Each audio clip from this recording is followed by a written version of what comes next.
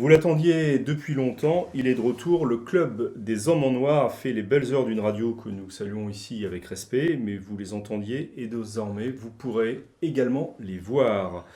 Car un débat au sein d'un tel club, c'est souvent beaucoup d'animation, d'impatience, d'attente plus ou moins contenue. C'est pourquoi, sans plus attendre, je vous présente les fidèles membres de ce club des Hommes en Noir. Tout d'abord, l'abbé Grégoire Cellier de la fraternité Saint-Pie-X. Bonjour. L'abbé Guillaume de Tanoirne de l'Institut du Bon Pasteur et fondateur du Centre Saint-Paul. Bonjour à tous. Le père Jean-François Thomas de la Compagnie de Jésus. Bonjour, cher monsieur. Et le laïc de l'étape, Daniel Amiche, journaliste et blogueur. Et d'ailleurs, vous êtes tous écrivains, chroniqueurs, blogueurs, intervenants ici ou là dans les radios, les télévisions et tous les médias qui se présentent à vous. Manque aujourd'hui l'un des membres des plus anciens de ce club, mais qui ne pouvait pas être parmi nous, l'abbé Claude Barthes. Nous espérons le recevoir très bientôt. Donc désormais, le club en noir, des hommes en noir est réuni. C'est désormais au sein du studio de l'Homme Nouveau que nous avons le plaisir, messieurs, de vous accueillir pour parler et pour débattre, pour commenter, pour nous donner votre analyse sur l'actualité religieuse, l'actualité de l'Église catholique. Alors une actualité qui est ces derniers temps très fournie, qui a suscité beaucoup d'interventions dans les médias, beaucoup de commentaires, beaucoup d'analyses. Et donc c'est les vôtres qui nous intéressent. Je veux parler notamment de ce qu'on a appelé l'affaire McCarrick, qui a fait suite à un rapport publié aux États-Unis sur le comportement d'hommes d'église, comportement condamné par la morale, qui touche donc des comportements pédophiles ou des réseaux homosexuels.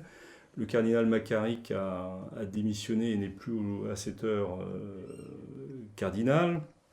Il y a eu, au moment où le pape François rentrait de son voyage en Irlande, la publication d'un document choc de l'ancien nonce aux États-Unis, Monseigneur Vigano, qui, dans ce document, publiait un certain nombre d'accusations factuelles et terminé, ce qui a grandement choqué par la demande de démission du pape François. Voilà. C'est pas ce qui est le plus choquant dans ce texte. Daniel Amiche. Voilà, donc il y a un certain nombre de faits qui touchent à cette question. Ce mercredi 12 septembre, le cardinal André 23 répondait dans le Figaro à un entretien à des questions de Jean-Marie Guénois sur ce climat dans l'Église. Et à mon grand étonnement, vous me direz ce que vous en pensez, laissant entendre que l'Église avait perdu en crédibilité, comme si elle était un simple parti politique qui devait retrouver cette crédibilité. Je pense que la question peut-être dépasse un simple manque de crédibilité.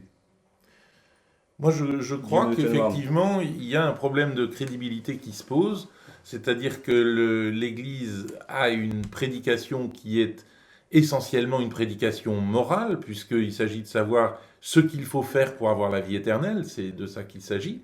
Et malheureusement, alors que la meilleure prédication morale, c'est l'exemple, eh bien, on s'aperçoit que là, en fait d'exemple, on a une série de contre-exemples tragiques.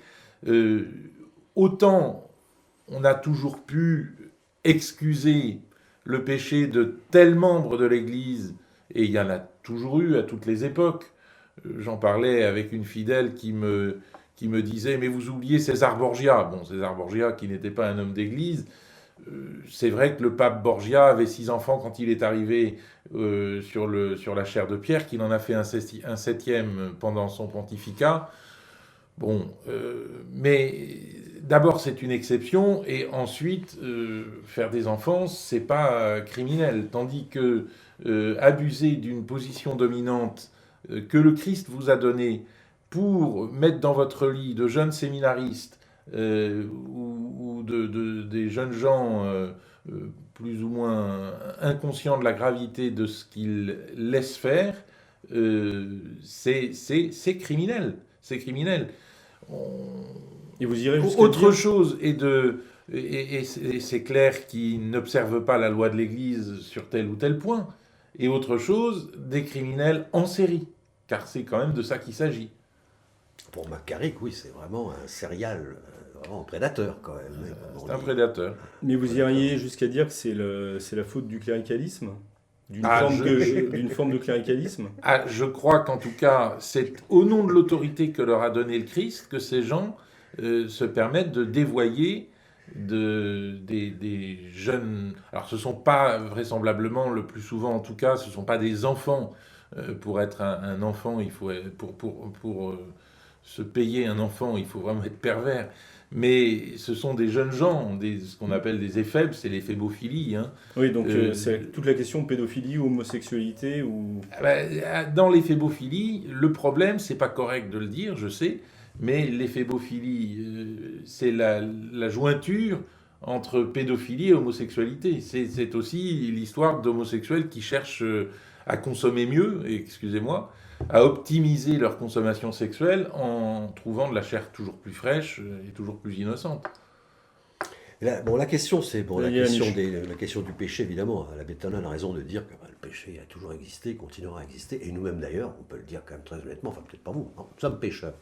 La question aussi, c'est de couvrir le péché ou de l'encourager. Et là, le grand débat qui agite quand même l'Église aux États-Unis, je pense l'Église dans le monde aussi, c'est le fait que des évêques ont sciemment, sinon participé à des actes de cette nature, encore que pour certains ils ont participé, mais ont couvert ces actes, les ont dissimulés, ont empêché qu'ils soient révélés. C'est un petit peu évidemment ce qu'on appelle le grand rapport, le rapport du grand jury de Pennsylvanie a mis à jour. Alors c'est un gros volume, je ne l'ai pas lu en entier, parce que je crois qu'il fait 1300 pages avec les annexes, donc c'est un peu compliqué à lire. Mais vous l'avez eu entre les mains? Je l'ai, si vous voulez, je peux vous le mettre sur On trouve sur Internet. Voilà, parce que sinon, pour envoyer ça par Internet, c'est tellement lourd qu'il faut passer par des services spéciaux. Bon. Mais je l'ai, je peux vous l'envoyer. Mais ce que fait les journaux, en fait, c'est de reprendre uniquement les 4 ou 5 premières pages, donnant des chiffres terribles, quoi. C'était donc 1000 enfants abusés par 300 prêtres, etc., dans 6 diocèses de Pennsylvanie, alors qu'il y en a 8, donc ils ont fait une Dans Spotlight, la proportion, elle est aussi assez impressionnante, puisqu'on parle de 8% du clergé de Boston. Alors, 8%, c'est énorme. Spotlight, c'est le film qui a été fait à partir de l'affaire de 2001, qui a éclaté à Boston, dans le Massachusetts, dans l'archidiocèse de Boston, qu'a révélé donc le Boston Globe, le fameux journal, là, voilà, et qui a créé une première secousse tellurique. Mais il y a des répliques, vous savez, quand il y a des tremblements de terre, on appelle ça des répliques, pouf, après paf. Et là, en 2018, on a quand même une sacrée réplique de l'affaire. Donc, dans ce rapport du grand jury de Pennsylvanie, il y a, je crois l'avoir déjà dit d'ailleurs peut-être à ce micro, à d'autres micros, il y a des vérités, des demi-vérités et des mensonges. Il faut savoir qu'aucun des cas qui nous sont cités dans le rapport du grand jury de Pennsylvanie n'est récent. C'est une étude qui a été faite sur à peu près 70-75 ans. Mais il n'y a rien de récent, il n'y a rien pour les années toutes récentes. Je crois que le rapport doit s'arrêter en 2006 ou 2007, etc. Ils ont arrêté leur recherche. C'est 2 ans de travaux, beaucoup d'argent, des millions de dollars de contribuables américains qui sont passés dans cette affaire. Et le nombre de prêtres pour lesquels il y a eu des allégations, je dis bien des allégations, je crois qu'on peut diminuer sérieusement le nombre par 2. On parle de 300 prêtres, ce serait plutôt 150, et sur ces 150, il n'y a pas que des prêtres, il y a aussi des religieux. Et ça n'excuse rien, enfin... Je ne cherche pas à excuser, parce que la répétition est là. J'explique. La répétition du symptôme, c'est la maladie. Hein. J'explique, d'autant plus que ce rapport du grand jury de Pennsylvanie va être suivi d'autres rapports, pas tout de suite, puisqu'il y a déjà, je crois, 6 ou 7 procureurs généraux qui ont décidé de constituer un grand jury pour juger. Bon, alors il va y avoir le diocèse de Chicago, il va y avoir le Missouri, ça va être un déballage pendant des années et des années. Donc, respirons bien, parce qu'il va falloir rester un peu en apnée un certain nombre de temps. Et au total, votre analyse sur ce sujet, parce que donc ça part notamment de ce rapport de Pennsylvanie. Le problème, c'est les abus sexuels du clergé. Ça, c'est un point du problème. Évidemment, il y a eu des abus sexuels du clergé. Dans quel nombre, de quelle nature? Ça, c'est plus délicat à étudier, mais des grands organismes le font, qui sont indépendants de l'Église catholique aux États-Unis. Et il y a aussi le problème de le fait que les faits ont été cachés, sciemment cachés, par des évêques, par des autorités. Et ça, c'est encore le cas le plus grave. Parce que souvenons-nous quand même que cette affaire de Boston qu'évoquait à l'instant l'abbé de Tanoirne a précipité vraiment un grand mouvement de réforme, de reprise en main de l'Église catholique. Ils sont allés à Rome, ils ont Jean-Paul II, ça a été très très compliqué. Et l'année qui a suivi, donc c'était je crois en juin 2002, c'était juillet 2002, enfin juin ou juillet, il y a eu l'assemblée plénière d'automne, ils appellent ça, des évêques américains, qui a donc fait ce qu'on appelle la charte de Dallas. C'est à Dallas qu'a eu lieu cette session, où ils ont pris des mesures extrêmement rigoureuses pour protéger les enfants, et punir les contravenants. Et ça, je le redis encore une fois, parce que je suis obligé de le dire, sont des dispositions qui ont bien marché. Elles n'ont pas parfaitement marché, elles ont bien marché. Le problème, c'est qu'elles ne disposaient que des mesures à prendre contre les prêtres, mais pas contre les évêques. Et aujourd'hui, ce que demande la hiérarchie catholique aux États-Unis, c'est qu'il y ait des dispositifs qui permettent aussi d'enquêter sur des évêques et de corriger les évêques. Justement, abbé Grégoire Sellier, est-ce que vous pensez que l'Église a eu une réponse à la hauteur du drame vécu? Mais je dirais d'abord, il y a eu dans la société en général, au XIXe siècle, même au XXe siècle, une mauvaise appréhension de la question de la pédophilie, générale, ce n'était pas seulement dans l'Église. Et deuxièmement, une autre chose à l'intérieur de l'Église, qui est une société de miséricorde, c'est de n'avoir pas, parce que c'est difficile à comprendre, n'avoir pas compris suffisamment tôt et petit à petit que quasiment c'est inguérissable et que ça pose un vrai problème, mais que même des évêques qui faisaient leur travail en sanctionnant un prêtre, ensuite le remettaient dans le circuit, et ça, c'est quasiment impossible. Cela dit, d'abord et avant tout, je pense qu'il y a un problème dans le sens que, effectivement, il y a eu une absence de sanctions sérieuses, à des moments, dans un certain nombre de cercles ecclésiastiques, de sanctions sérieuses, alors que les pédophiles sont des gens dissimulateurs par nature. Mais néanmoins, les signaux arrivent.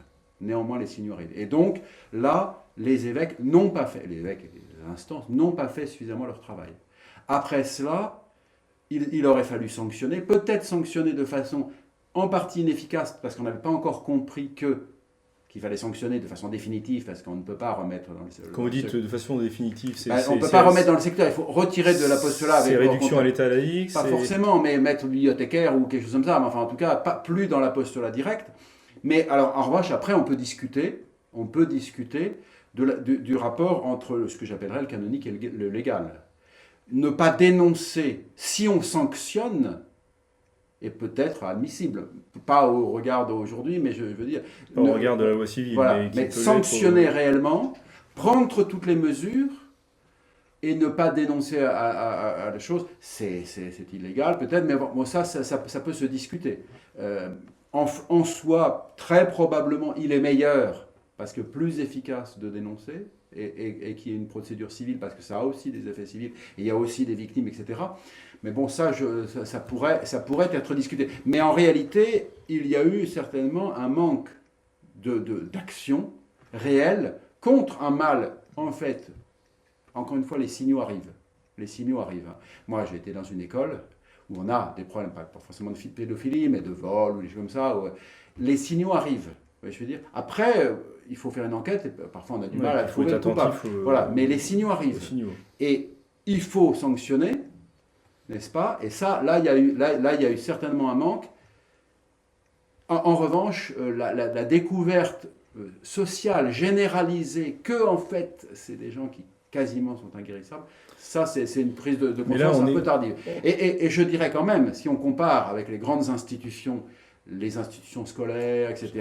L'Église a fait quand même, l'Église catholique ou les autres religions, l'Église catholique a depuis 30 ans fait quand même déjà un gros travail là-dessus. Mais tout à fait, mais ce que nous découvrons là avec les affaires américaines, c'est pas tellement qu'il y a des actes pédophiles dans l'Église, ça malheureusement c'est apparu depuis plusieurs années, mais on découvre, enfin il me semble, et c'est ce qui choque énormément les fidèles, que c'est à très haute échelle, parce que vous dites prendre des sanctions, mais pour prendre des sanctions, celui qui prend des sanctions, c'est un évêque ou un cardinal, et là, apparemment, ceux qui sont des acteurs de ce drame, ce sont eux-mêmes des évêques ou oui, des cardinaux. Mais Carrick, je ne sais pas comment il s'appelle, Mac. ça a été dit à Rome.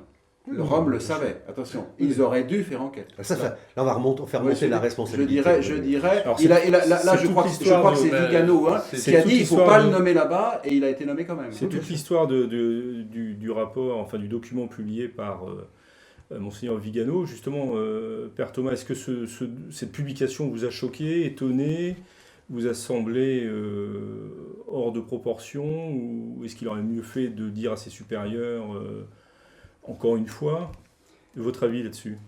Alors, en ayant lu le rapport, on ne peut pas dire que Monseigneur Vigano n'en ait pas parlé à ses supérieurs, puisque lorsqu'il était nonce apostolique, il n'a cessé d'envoyer des rapports précis sur telle ou telle personne à Rome. Il y a même eu, on le sait, en ce qui concerne le cardinal McCarrick, des sanctions qui avaient été prises par le pape Benoît XVI, mais des sanctions qui n'ont pas été respectées par le cardinal lui-même.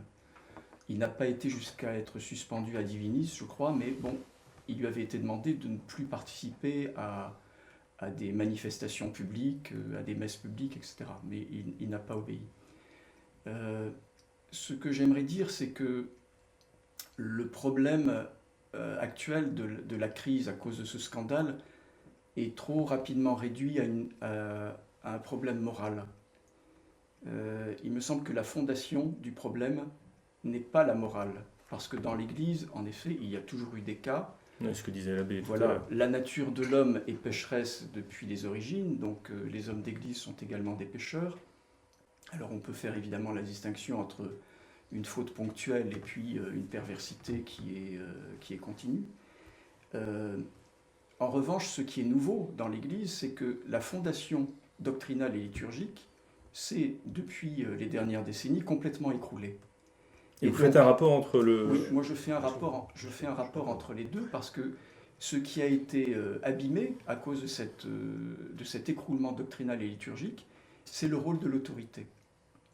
Et donc dans un pays comme les États-Unis, c'était flagrant. J'ai vécu quelques années aux États-Unis comme jeune jésuite à la fin des années 80, c'était effrayant.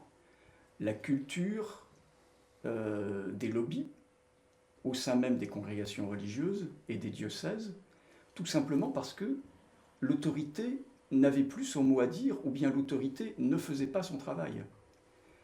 Donc il n'y avait absolument plus aucune base pour faire la part des choses entre ce qui était bien et ce qui était mal. L'Église ayant fait le choix, depuis quelques dizaines d'années, d'épouser le monde. Et à l'époque, tout était permis dans un pays comme les États-Unis et dans les pays anglo-saxons. Et donc on voit bien que s'il y a une perte de crédibilité, comme vous le disiez tout à l'heure, de l'Église, ce sont les pays anglo-saxons qui sont les plus touchés. On ne peut pas dire que la situation est la même entre les États-Unis et la France. Non. Bien évidemment qu'en France, il y a des problèmes. Mais les problèmes ne sont pas sur la même échelle qu'aux États-Unis, en Irlande, en Australie ou dans les pays anglo-saxons. En Amérique latine aussi. Et en Amérique latine. C'est pas brillant non plus. Mais là, c'est encore totalement sous le boisseau. Voilà. Et quand vous dites que les lobbies étaient en activité, par exemple, au sein des congrégations religieuses, vous avez quelques exemples sur, Oui, bien sûr. Oui. que vous pourriez nous dire? Oui, par exemple, j'appartenais à une très grande communauté jésuite, puisque c'était la communauté jésuite du Scholastica de la côte Est, à Boston, à Cambridge. Et dans les réunions de communauté, l'habitude des jésuites américains, des jeunes jésuites américains, mais ceux-ci en présence des supérieurs et des jésuites plus âgés qui faisaient la même chose, c'était toujours en se présentant de dire quelle était leur préférence sexuelle. Ah oui, c'était clairement affiché. Voilà, c'était clairement affiché. Et donc ensuite, il ne fallait pas s'étonner qu'il y ait des débordements qui aillent au-delà de la théorie, que ça aille jusqu'à la pratique, bien évidemment. Donc il était très difficile pour un jeune religieux de résister à cet esprit qui venait du monde, en fait. Puisque dans la société américaine de l'époque, c'était la manière de faire. On voit que, bon, en France, ça s'est produit, mais quand même de façon moins répandue. Oui, à plus petite échelle. Oui. Abbé Tanoir, le document de Monseigneur Vigano vous a choqué, étonné? Vous auriez préféré qu'il se taise? Écoutez, je crois qu'il faut des chevaliers blancs et que, en l'occurrence, Est-ce un chevalier blanc, justement? en l'occurrence, Monseigneur Vigano joue le rôle du chevalier blanc à ses risques et périls, puisque il est obligé de se cacher. Aujourd'hui, sa vie est mise en jeu. C'est une réalité, ça, ou Non, c'est je une crois pas. Moi, je exagération? pense pas non plus, c'est une Je ne crois pas. exagération. Ça, c'est une exagération. Enfin, allez-y. Peut-être que, enfin, si c'est une exagération de Monseigneur Lantôme, qui est son adjoint, mais qui a explicitement dit qu'il y avait un risque à dire la vérité. Il a dit la vérité, il doit être exécuté. C'est universel. Et l'Église montre qu'elle a un fonctionnement qui n'est pas forcément plus doux ou plus noble que celui d'autres institutions. Et moi, je pense que c'est surtout ça qui apparaît dans le rapport Vigano. Ce qui apparaît dans le rapport Vigano, ce ne sont pas les actes pédophiles du cardinal McCarrick, parce que le cardinal McCarrick était déjà sanctionné depuis le mois de juin précédent, si j'ai bien compris. Oui. Donc il était assez violemment mis en cause Oui, c'est par le fait qu'il n'est pas le obéi. pape François lui-même. Mais ce qui est nouveau, c'est finalement un document résumant non seulement la faute de Monseigneur McCarrick, mais les silences qui ont permis à cette faute de durer pendant 30 ans. Parce que le cardinal McCarrick a 88 ans. Il a été sanctionné à 88 ans. Je pense qu'à 88 ans, le pauvre, il est plus très dangereux. Enfin, j'en sais rien. Et je crois que ça aurait pu intervenir un petit peu plus tôt, et que ça n'est pas intervenu plus tôt à cause d'un système de protection que détaille de façon très précise Monseigneur Vigano, qui parle finalement assez peu du cas McCarrick, mais qui parle d'autres cas. En Amérique latine, on en parlait à l'instant, de cas qui vont exploser aussi. Au Honduras, Et quand il pointe la responsabilité du pape François, quelle est votre réaction par rapport à ce... Parce que vous parlez de système, effectivement, donc qui est d'ailleurs antérieur au pape François, mais en même temps, le pape François s'était entouré de gens, dont le cardinal McCarrick, qui sont éminemment touchés par ce... Je pense que Monseigneur Vigano veut faire réagir le pape, et que le pape, qui a vu qu'on le cherchait, s'enferme dans le silence. Est-ce que c'est la réponse? C'est pas une... Et c'est lui qui dit « Je ne dirai pas un seul mot sur cette question ». Je crois que c'est un moyen de défense le plus mauvais qu'on puisse imaginer. Imaginons qu'un tribunal américain convoque Monsieur le Pape à s'expliquer, et c'est très possible. Alors, bon, les Américains peuvent tout dans leur système de justice. Il est chef d'État, donc... On ne peut pas faire ça. Encore une fois, là, ce sont des choses complexes, il faut donc les traiter avec beaucoup de simplicité, parce que sans quoi plus personne ne comprend rien. Alors, ce qui est sûr, c'est que... Tout en évitant le simplisme. Voilà. McCarrick a été... Le cardinal McCarrick?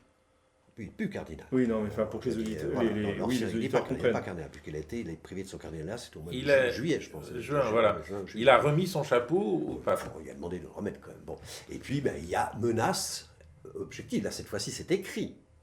Menace de sanction, puisqu'il va falloir, il y aura un procès canonique qui va s'ouvrir. Bon. La question du procès canonique, c'est une affaire qui concerne évidemment l'Église, l'institution ecclésiale, que je comprends tout à fait. L'Église est une société de droit. On a un droit normal. Nous-mêmes, les laïcs, on a aussi un droit. Bon. Le problème, c'est que ce qu'on reproche à l'Église catholique, je prends le cas des États-Unis, qui est celui que je connais le mieux pour y avoir travaillé comme un certain nombre d'années sur ces questions-là, c'est que non seulement les évêques dissimulaient les turpitudes de certains de leurs prêtres, faisaient, comme disait l'abbé tout à l'heure, on changeait de paroisse, il n'y a pas une paroisse, on mettait dans une autre. Bon, très bien, c'est la pire chose à faire, c'est ridicule. Mais surtout, on ne dénonçait pas l'allégation à l'autorité civile. C'est ça ce que reproche beaucoup actuellement l'administration, le gouvernement américain, c'est l'Église catholique a été pendant des années muette, elle n'a rien dénoncé. Elle a voulu régler une espèce de mafia, elle a voulu régler... Et là, ça, Mais elle n'a rien réglé non plus. Alors, maintenant, depuis En tout 2002, cas, avec des gens comme, depuis 2002, c'est fini. Comme C'est-à-dire McCarrick, que elle n'a rien réglé. quand il y a une allégation, on signale l'allégation au pouvoir temporel. Hein, bon. Mais Et les on- dates comme- données par Monseigneur Vigano sont 2006 et 2008. Donc vous dites depuis 2002 c'est fini. Si vraiment depuis 2002 c'était fini, alors il faudrait penser que Monseigneur McCarrick est empêché de nuire depuis 2002. Ah non, mais Ça n'est pas le cas. Et c'est ça qui met en colère Monseigneur Vigano. les privautés prises par McCarrick datent d'avant 2000. Bien sûr. D'avant 2000. Bon, Mais il y d'après avait déjà aussi. beaucoup de rumeurs. ça. Moi je Disons parle de que l'après. Il y a eu, si vous voulez, il y a eu un premier signalement officiel de l'affaire McCarrick. C'est juste avant ce moment où il allait devenir l'archevêque de Washington. C'est en 2000. C'est un prêtre, le père Ramsay, qui a dénoncé ça. Vous savez, la lettre vient d'être publiée par l'agence officielle d'information de l'épiscopat américain, Catholic News Service. C'est une lettre de 2006 qui signale donc le signalement du père Ramsay. Qui est un Et bouquin, je il crois. en est question dans le rapport Vigano. Bien sûr. Et comme on conclut d'ailleurs la Catholic News Agency, l'agence officielle, je rappelle, de l'épiscopat américain, c'est de dire, cette révélation, c'est Sandri qui signe, il est substitut à l'époque, hein. Il n'est pas encore cardinal, il est juste archevêque, il est substitut à la secrétariat d'État, il écrit à Ramsay pour accuser réception de cette lettre, et notamment il signale aussi qu'on a bien reçu cette lettre, c'était une lettre de 2006, de cette lettre de 2000, dont le pauvre père Ramsay n'avait reçu aucune espèce d'accusé de réception. Et Catholic News Service dit, eh bien ce qu'il y a dans cette lettre de Sandri confirme des éléments du rapport de l'archevêque Vigano. Et confirme que 2002 n'est pas une date charnière dans le traitement de ce genre d'affaires. Ah non, mais 2002... Non, c'est ce que vous disiez à l'instant. Non, mais je parle étonné. On parle de l'affaire McCarrick, de l'affaire générale Daniel de Amiche. la protection des enfants. Pour la protection des enfants, la date charnière aux États-Unis, c'est 2002.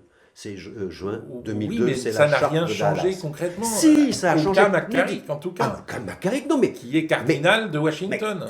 comme je le dis, la charte de Dallas ne s'intéresse qu'aux prêtres. Oui. Pas aux évêques, pas aux archevêques, pas aux Mais cardinaux. c'était le problème Et là, que les- Bon, là Daniel maintenant, Amiche, ils vont s'en occuper. là, on j'espère, s'éloigne de la question. prochaine, à la session qui arrive au mois de novembre. Nous nous éloignons de la question que j'ai posée tout à l'heure, donc je vais me tourner vers Abbé Cellier qui sagement lui attend son tour. Je dirais- sur Le rapport Vigano. sur le rapport Vigano et le fait qu'il aille jusqu'à demander la démission du pape François. Alors moi, L'abbé Tanoir parlait de système tout à l'heure, donc en place avant le Moi, pape. personnellement, évidemment, j'aurais pas demandé la démission parce que ça me paraît un acte très grave, etc. Mais après coup, je me dis, c'est grâce à ça que cette lettre est autant médiatisée. C'est grâce au fait qu'il demande la démission que tous les journaux l'ont reprise. Si ça avait été juste une lettre de dénonciation, bon voilà. Mais là, il demande donc c'est plus rigolo. Donc c'est En se peut-être. présentant comme témoin direct. Voilà. Oui, mais en même temps, ça cache Pas témoin direct, ça cache le pas reste témoin des direct problèmes. de- Voilà, mais stratégiquement, en tout cas, ça a assuré une grande diffusion à ce document, qui effectivement est un document dans lequel il dit il y a eu un certain nombre de signalements et d'actions qui n'ont pas été suivis des faits, et donc il faut maintenant passer à la vitesse supérieure. Et je reviens à une chose, j'ai déjà dit plusieurs fois à ce club des hommes en noir, que le pape François a été élu par le conclave pour mettre de l'ordre dans la curie, et que personnellement, je pense qu'il ne l'a pas fait et qu'il ne Mais le là, fait c'est pas. au-delà même Oh. de la curie. Là, Voilà. on touche. Oui, mais que la c'est curie, l'Église. si la curie fonctionne bien, fait bien son travail, elle réagira à ce genre de signalement, elle prendra les... Alors, par ailleurs, une petite précision, sauf erreur de ma part, le processus actuel dans l'Église catholique est de dire on attend, on fait les dénonciations nécessaires à l'autorité civile, on attend la fin des procès civils et seulement à ce moment-là on fait le procès canonique. Je Pas aux crois. États-Unis. Aux États-Unis, malheureusement, je dis bien heureusement et malheureusement, c'est plus rude. L'affaire était tellement chaude en 2002, on sortait de l'affaire 2001 qui était quand même énorme, bon, c'est automatique. Et c'est d'ailleurs, ça avait été en son temps, je pense que dans les années 2003 ou 2004, le cardinal Dulles, qui est décédé aujourd'hui, qui était le fils de John Foster Dulles, avec un jésuite, tiens, avait fait un texte que j'avais lu et que j'avais trouvé très intéressant en disant attention, c'est excessif. Parce que automatiquement, dès qu'il y a une allégation, c'est pas une preuve, c'est pas, on n'a pas pris les photos, on n'a pas trouvé, etc. Bon, allégation, tout de suite, hop, au bras séculier, boum, et en même temps, on suspend le prêtre de toute sa activité. Il n'est pas suspendu, il n'est pas défroqué, il est suspendu de toutes ses activités. Il ne peut plus célébrer la messe, il ne peut plus confesser, il ne peut plus rien faire. Publiquement, c'est fini. C'est quand même, c'est dur, parce que quand même, sur 10 allégations, il y en a 2 ou 3 qui sont vraies. Il faut quand même savoir les choses, vous comprenez? Parce que ça a été le drame de l'Église américaine. Ça lui a coûté cette petite affaire de Boston. Là, ça lui a coûté quand même plus entre 3,3 et 3,4 milliards de dollars en indemnité pour faire taire les gens, parce qu'on a essayé de payer pour faire taire les patatives. Bon, c'est ridicule, c'est grotesque. Daniel, mais j'aimerais comme le temps passe, qu'on continue sur éventuellement d'autres sujets, mais liés à celui-ci. Il y a eu la présence aux Journées mondiales de la famille en Irlande, la présence d'un prêtre qui a beaucoup surpris, le père Martin, qui apparemment défend différents types de modèles familiaux dans lesquels il inclut les pères homosexuels, etc., etc. Ça vous a, là aussi, quelles sont vos éventuelles réactions, analyses? Comment un prêtre de ce type qui a été il y a quelque temps, qui a répondu à une interview du magazine Tétu en France pour défendre à peu près la même chose, comment se fait-il qu'il se retrouve à la tribune, à une telle tribune? Le père James Martin, c'est un jésuite américain. Donc vous êtes il faut le replacer. Oui, mais il faut le replacer dans le contexte. Voilà, il faut le replacer dans le contexte américain. Toujours les pays anglo-saxons. Oui. Ouais, pour vous, c'est vraiment l'une des Bien sûr, oui. clés d'explication. Il est rédacteur en chef de la revue America, qui est une revue de la compagnie de la province de New York, mais qui a une grande audience, surtout avec une sorte de renaissance de cette revue depuis quelques années. Donc c'est une revue qu'on peut dire très avant-gardiste. Et le père James Martin, en effet, fait partie de cette mouvance qui est tout de même relativement minoritaire dans le clergé américain et parmi les religieux américains, dans cette mouvance de militants. Parce que le problème que nous... Enfin, le problème, c'est qu'il a été à une tribune. Là. Oui, bien sûr, mais le problème que nous évoquons, c'est pas simplement l'incurie de la curie. Joli. Oui, mais le problème, c'est l'existence que l'on découvre maintenant de lobbies. Et ces lobbies sont très puissants. Alors, on parle beaucoup du lobby homosexuel. Je ne sais pas s'il existe en tant que tel, très organisé. Mais il y a aussi des lobbies financiers, on voit bien derrière le cardinal McCarrick. Parce que sinon, ça apparaît du rapport Vigano aussi. Comment a-t-il pu tenir aussi longtemps? Donc il y a les lobbies financiers, il y a les lobbies de la franc-maçonnerie, il y a les lobbies des ennemis de l'Église catholique traditionnelle. On voit bien que le procureur général de Pennsylvanie, c'est pas un ami de l'Église catholique. Hein. Donc, voilà. Donc le père James Martin, il se situe dans cette mouvance des groupes de pression, des lobbies. Et en effet, ce qui est étonnant... Oui, parce que j'allais encore revenir à ma question. Comment ce qui est étonnant, c'est que le Saint-Père, connaissant un peu le profil de ce jésuite, qui ne fait que continuer, j'allais dire, la tradition d'un certain nombre de jésuites américains dans ce domaine. C'est un jésuite qui parle. Donc voilà, le choisissent comme une sorte de porte-parole officielle. Voilà. Ça, c'est la partie étonnante. Mais pour en connaître la raison, il faudrait s'adresser au Saint-Père directement. Je penserai à l'inviter. Je penserai à l'inviter au prochain hommes alors sur le club des hommes en blanc là pour le coup. Oui. Mais je pense que c'est très important comme symptôme. Cette présence du père Martin, c'est le symptôme d'une crise morale générale dans l'Église. Crise morale, vous parliez de crise liturgique et théologique tout à l'heure, mais je crois qu'il ne faut pas se voiler la face et dire que cette crise liturgique et théologique, elle est aussi, et de la même façon, une crise de la morale de l'Église. Et c'est cette crise de la morale de l'Église qui apparaît dans une espèce de bigoterie New Look revisitée par le XXIe siècle, de bigoterie du tout est bien ou du rien n'est grave. Mon enfant, Dieu va te pardonner, tu fais ce que tu veux. Bon, si on en est là, c'est aussi parce que l'idéologie du pardon universel ou l'idéologie du salut universel sévissent dans l'Église depuis un certain concile, il faut le dire. Mais oui, mais justement, Bigoterie et papolatrie aussi, quand même. Je pense qu'on peut faire un petit excursus sur la papolatrie actuelle. C'est la même idolâtrie. C'est une idolâtrie, ça fait partie des idolâtries. Est-ce que la clé ne se trouve pas justement dans une conception faussée de la miséricorde, qui fait qu'effectivement on pardonne tout, quel que soit le... Et je crois que c'est au nom de cette idéologie du rien n'est grave qu'au départ, des hommes d'église, même assez bien intentionnés, je pèse mes mots, mais n'ont pas vu la gravité de ce péché. Et on dit, la pédophilie, c'est un péché grave, mais bon, comme tous les péchés graves, c'est pas si grave. Et puis voilà. Alors qu'en fait, la pédophilie, c'est un crime et que... Non mais moi, j'objecte. La pédophilie... Non, j'objecte parce que c'est... La pédophilie, dans l'Église américaine en tout cas, les cas de pédophilie depuis, ça représente moins de 3% des cas. Alors c'est là où c'est intéressant de voir que... Moins de 3% des cas d'abus sexuels. Les abus sexuels, ce sont des jeunes, jusqu'à l'adolescence, si vous voulez, prépubescent, etc. Bon, en gros, la moyenne d'âge, c'est 14-15 ans, la moyenne d'âge sociologique, si je puis dire. Voilà. Et essentiellement des garçons.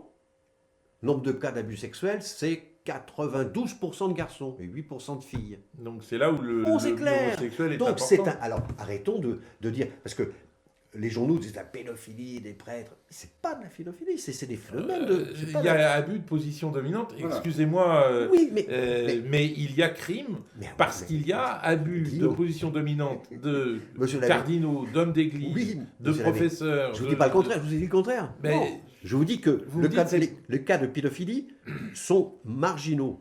C'est horrible, c'est un appelle pédophilie. Ah, c'est technique, hein. Ça pour les tribunaux, c'est technique. Bon, voilà. Si on parle de pédophilie à propos d'enfants, effectivement, il n'y a pas. Si on dit enfant, on ne dit rien. Il faut dire pédophilie, c'est cela. Oui, c'est 3-4 ans, c'est de la pédophilie. 14 ans, c'est déjà plus de la pédophilie. Moi, je vous dis si, parce que le processus est le même. Oui. C'est un processus d'abus, de position dominante et de destruction de la personnalité, dans les catégories, d'une personnalité jeune et sans repère, dans les catégories sociologiques, qui est criminelle. Bon, si vous voulez. Mais je maintiens mon point de vue, mais c'est un problème d'homosexualité. Ce n'est pas un problème dans l'Église catholique aux États-Unis, c'est un problème d'homosexualité, pas un problème de pédophilie. La pédophilie est marginale.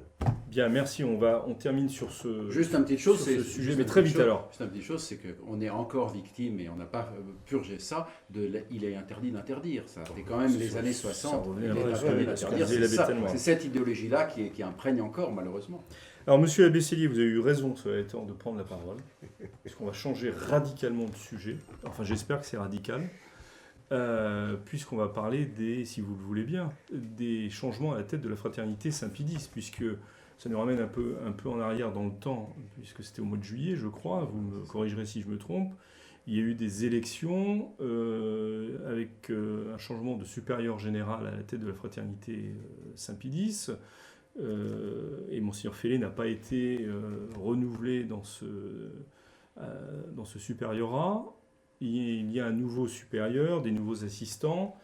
Vu de loin, on a l'impression que ça se raidit. Est-ce que c'est le cas? Est-ce qu'il y a d'autres explications à donner? Est-ce que c'est finalement la vie normale d'une fraternité qui a d'ailleurs combien d'années d'existence? Depuis 1970, donc 48 ans, c'est ça, non? Mais donc il y a eu des élections, c'était le chapitre général tous les 12 ans, chapitre général normal, etc.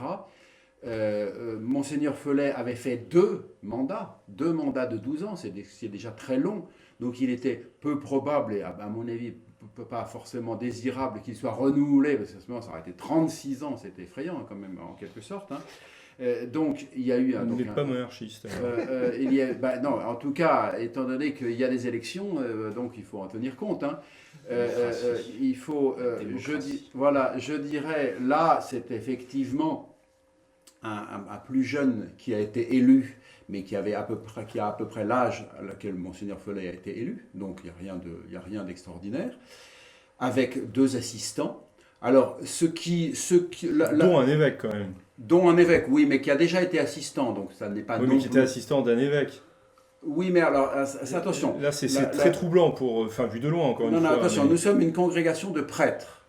Le fait qu'il y ait des évêques, je dirais, est anecdotique. Il n'est pas dans la structure. C'est pas donc, toujours ce que considère Monseigneur l'Église. Lefebvre a succédé à un prêtre et il a été suivi par un prêtre quand il était à la congrégation des Pères du Saint-Esprit. Donc voilà, c'est une congrégation de prêtres qui normalement a un prêtre à sa tête. Et d'ailleurs, quand une congrégation est comme ça, élit un évêque, elle le présente à Rome pour demander la permission de l'élire. Parce que Rome ne veut pas que les évêques en soient supérieurs de congrégation. Donc rien d'extraordinaire à cela. Le fait que ce soit un prêtre qui soit, encore une fois, il y a eu Monseigneur Lefebvre, ensuite il y a eu l'abbé Schmidberger, ensuite il y a eu Monseigneur Follet, ensuite il y a l'abbé Pagliarani. Voilà, c'est tout à fait... Alors qui est-il justement, ce nouveau supérieur Alors c'est un Italien, donc qui, entre autres de ses fonctions, a dirigé le diocèse d'Italie, le district d'Italie, qui était directeur du séminaire d'Amérique du Sud, qui a travaillé également en Asie, à Singapour, donc voilà, qui a une certaine connaissance. Mais c'est, encore une fois, c'est un prêtre qui a une 40aine d'années, ce que je trouve bien, parce que la moyenne d'âge de la fraternité est plutôt autour de 30 et 40, donc il est bon d'avoir un supérieur qui soit, je dirais, et qui ne soit pas éternellement, que des barbons. Ensuite, il y a 2 assistants qui ont été élus. La seule chose légèrement étonnante, si vous voulez, mais qui est logique, puisqu'encore une fois, on sortait de 24 ans d'un supériorat, donc il y avait une volonté de renouvellement, c'est que les 3 sont entièrement renouvelés. On aurait pu penser que... Oui. Alors, sont entièrement renouvelés et ont quand même comme point commun, outre qu'ils appartiennent à la fraternité Saint-Pie-X, d'avoir été en lien avec l'Argentine. Voilà, à un moment de leur ils existence. se sont croisés en Argentine. Bon, je ne pense pas que ça soit un clan argentin. En revanche, c'est l'impression que ça a donné. Voilà, non, mais je ne pense pas que ce soit le cas. En revanche, ce qu'on peut souligner, c'est qu'effectivement, l'Amérique, en tant que telle, et notamment l'Amérique du Nord, qui est un gros district, n'est pas représentée. Ça, on peut en discuter. Ça aurait été bien que l'Amérique, et les États-Unis en particulier, soient représentés. Mais bon, c'est pas moi qui décide, c'est pas moi qui vote, c'est comme ça. Alors après, donc, selon les constitutions, le supérieur général, élu avec la majorité des 2/3, donc il ne faut jamais dire oui, c'est un coup de force, il y a majorité des 2/3. Mais, ça veut oui, dire... jusqu'ici, vous ne répondez pas à ma question sur la tendance, sur l'orientation. Non, mais attendez, je finis une petite chose. Ensuite, les assistants qui sont nommés à la majorité simple, et il a été décidé, pour rejoindre le droit canonique, qui demande que le Conseil général soit, sur un certain nombre de cas, soit au moins composé de 5 personnes élues, il a été décidé donc d'élire 2 conseillers qui interviendront dans le Conseil général lorsqu'il y aura ces cas prévus par le droit canonique. Et donc là aussi, on a fait le choix de l'expérience. Moi, j'aurais été plutôt pour un petit peu la nouveauté, mais on a fait le choix de l'expérience puisqu'on a nommé les 2 anciens supérieurs généraux, Monseigneur Follet et Monseigneur l'abbé Schmidberger. Voilà. Alors, est-ce que... Personnellement, très honnêtement, les gens qui disent c'est un durcissement, c'est un pas de durcissement, etc. On dit plutôt que c'est un durcissement. Non, mais ça voudrait dire qu'ils auraient vu des actes quelconques que pour l'instant, j'ai pas vu. Pour l'instant, il ne s'est rien passé. Ce qui est essentiel depuis le chapitre général, c'est qu'il ne s'est rien passé de particulier. Voilà. Donc c'est un chapitre général pour rien. Non, mais je veux dire, par rapport, il n'y a pas eu de grandes décisions, il n'y a pas eu de grandes déclarations, il n'y a rien. Donc il faut attendre, en fait. Là, voilà, je ne vois pas un durcissement particulier dans ce choix. Alors, et après, en revanche, c'est une équipe qui n'a aucune expérience, ou très peu d'expérience de ce management à haut niveau. Ce gouvernement, oui. Ce gouvernement.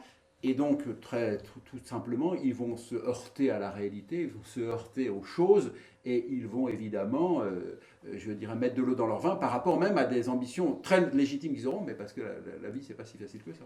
Père Thomas, vous vouliez intervenir peut-être sur ce Oui, mais vu de l'extérieur. Vous m'avez coupé l'herbe sous le pied. Je voulais poser innocemment la question au sujet de l'Argentine. Voilà. Non, ils se sont à peine... Enfin, ils ont été vaguement, mais bon, c'était à mon avis. Non, bon, on signale juste Alors, ce petit fait, parce qu'il non, y a un pape qui vient aussi d'Argentine, voilà, et que non, ça peut ce quand qui même est- aider dans ce qui des est la seule relations chose avec qui, Rome. la seule chose qui soit drôle, c'est qu'en réalité, les deux personnes avec qui le pape a contact chez nous, hein, sont deux prêtres qui étaient en Amérique du Sud, le supérieur de l'époque, c'est-à-dire l'abbé Bouchacourt, Qui est français. et voilà, et l'autre qui devait être économe, l'abbé Suarez. Donc l'abbé Suarez est malade, donc il vient de cesser d'être économe général. Il était économe général de la fraternité, il vient de cesser d'être économe général, et il est, si je puis dire, remplacé à Menzingen par l'abbé Bouchacourt, qui a vraiment un contact personnel avec le pape. Mais Guillaume de Tanoir, vous connaissez bien la fraternité Saint-Pédis pour y être passé, donc... Non, très moi longtemps. simplement, je ne crois pas que cette élection soit un non-événement.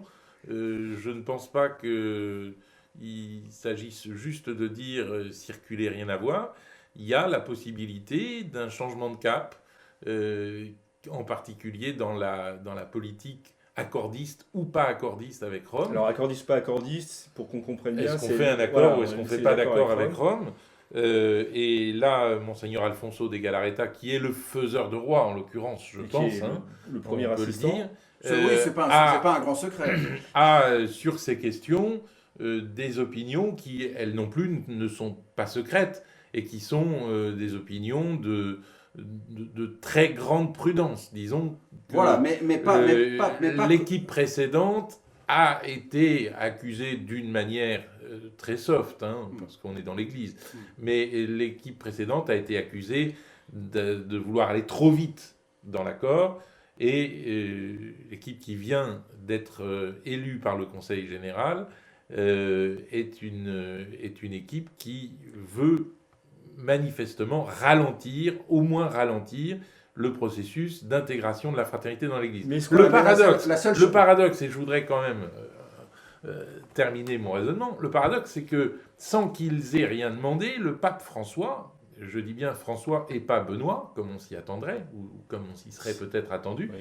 le pape François est en train de leur donner la communion par morceaux, puisque... Et sans contrepartie. Il faut donner la communion à Puisque tout le monde, le pape François. vous savez, donc. Au nom de l'année de la miséricorde, il leur a donné le droit de faire des mariages, de confesser. Ensuite, il y a eu les mariages. De donner l'extrême onction aussi.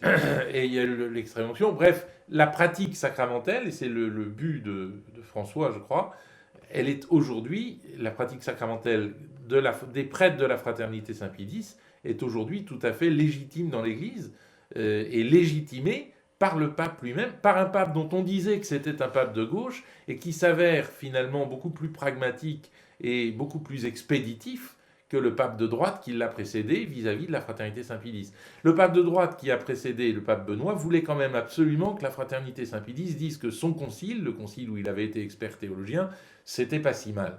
Et la fraternité Saint-Pédis, elle a été fondée sur la critique du concile. Donc elle ne pouvait pas se trahir elle-même sous peine de ne plus exister. Et par conséquent, avec Benoît, qui a fait énormément de choses, qui a donné lui aussi beaucoup de choses, qui a changé l'état d'esprit, mais la situation était bloquée depuis plusieurs années, depuis 2009 je pense, au moment, donc en 2013, où il a renoncé à la papauté. Alors que François, tout en tenant des discours parfois un peu vertigineux sur la morale, est un pape qui... C'est vous qui le dites. Non, mais quand des discours, des petites phrases, voilà. Les petites phrases, c'est ça qui est amusant, c'est qu'on peut toujours les justifier, hein, bien entendu. Mais c'est pas l'esprit de la fraternité Saint-Pédis. Bon, c'est pas un pape dans l'esprit, apparemment, dans l'esprit de la fraternité Saint-Pédis. Et c'est pourtant le pape qui fait le plus pour la fraternité Saint-Pédis dans l'Église. Mais justement, il nous reste 2-3 minutes. Père Thomas, je vous ai vu réagir à l'expression de l'abbé Tanoir sur la communion Oui, je suis très dubitatif. par morceaux. Alors, c'est vrai qu'on ne peut pas reprocher au C'est quand Saint-Père... même une réalité, ça. Oui, mais on ne peut pas reprocher au Saint-Père de ne pas être expéditif. Mais là est le problème. C'est là que le bas blesse, parce qu'il a été également très expéditif avec les franciscains de l'Immaculée, par exemple. Donc on ne peut pas dire que le Saint-Père actuel soit plus favorable, par exemple, à la tradition que le précédent. Non.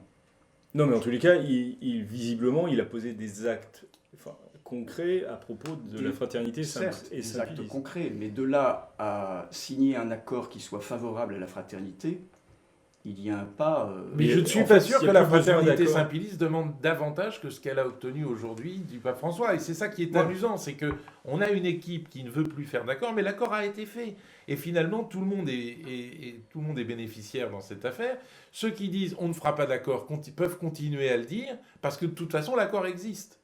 Concrètement, pratiquement. Voilà, Un prêtre, c'est l'homme qui donne les sacrements. Voilà, Et mais- les sacrements peuvent être donnés en toute légitimité aujourd'hui par la fraternité Saint-Pilice dans l'Église. Terminons par l'abbé Sellier. Je précise bien que cette nouvelle équipe ne s'est pas aucunement opposée à ces nouvelles facilités. Voilà. Donc dire qu'ils sont plus, moins, bon ça ce sont des nuances qui n'ont pas qui humaines, mais je pense que le processus va continuer, c'est-à-dire qu'effectivement il y aura toujours des discussions avec Rome et que si le pape François est dans le même état d'esprit, on lui pourra lui demander d'autres choses, il les lâchera, je sais pas ce qu'on va lui demander, mais Mais déjà, vous êtes reconnu en première instance pour traiter justement des problèmes de prêtres erratiques ou qui veulent être réduits à l'état laïque ou qui ont fait des grosses bêtises du genre, je ne dis pas qu'il y en a, je ne sais pas, un prêtre qui serait pédophile, etc. En première instance, la fraternité a maintenant le droit de régler ces problèmes. Après, la deuxième instance, elle est romaine, comme pour toutes les sociétés religieuses. Mais c'est quand même un changement considérable. mais c'est quand même un qui est changement. établi. Mais c'est pour ça que je dis par rapport à la nouvelle équipe, je ne crois pas si Vous vous ne croyez voulez, pas à un c'est le changement verre à moitié vide, mais le verre à moitié plein, mais le résultat pratique est à peu près le même. Et bien c'est sur cette parole que nous allons terminer ce retour du club des hommes en noir. Je vous remercie messieurs de vous être prêtés à ce nouvel exercice. Je vous ai retrouvé tout à fait en forme, C'est bien agréable. dans la forme que vous aviez naguère.